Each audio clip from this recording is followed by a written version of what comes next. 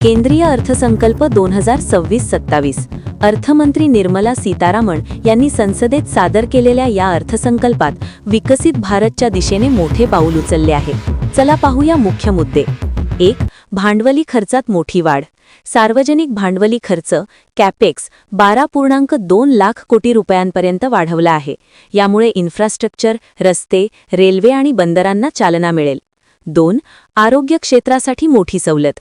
17 कॅन्सरच्या जीवनावश्यक औषधांवर basic customs duty पूर्ण माफ केली आहे.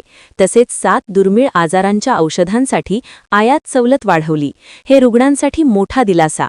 3. सीमाशुल्क बदल. Customs duty changes. वैयक्तिक वापरासाठी आयात वस्तूंवरील टॅरिफ 20% 10% केला.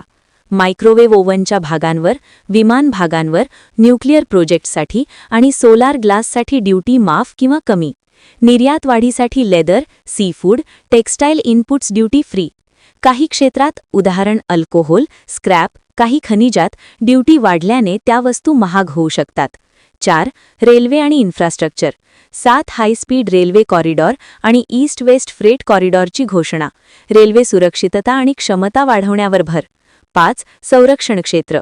सीमांत ऑपरेशन सिंदूरनंतर संरक्षण बजेट 15% वाढवले.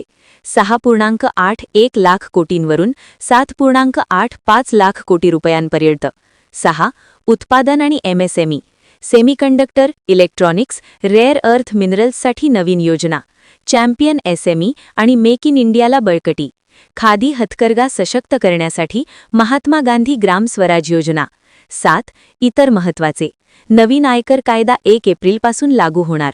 आयकर स्लॅबमध्ये बदल नाही. F&O ट्रेडिंगवर एसटीटी वाढ. 100 गिगावॉट न्यूक्लिअर पॉवर आणि रेअर अर्थ कॉरिडॉर तमिळनाडू, केरळ, ओडिसा, आंध्र प्रदेश साठी योजना. अँकर. हा अर्थसंकल्प मेक इन इंडिया, निर्यात वाढ आणि ईज ऑफ लिव्हिंगवर केंद्रित आहे. पंतप्रधान नरेंद्र मोदी यांनी याला संभावनांचा महामार्ग म्हटले आहे. अर्थव्यवस्थेला गती देण्यासाठी हा बजेट महत्त्वाचा ठरेल.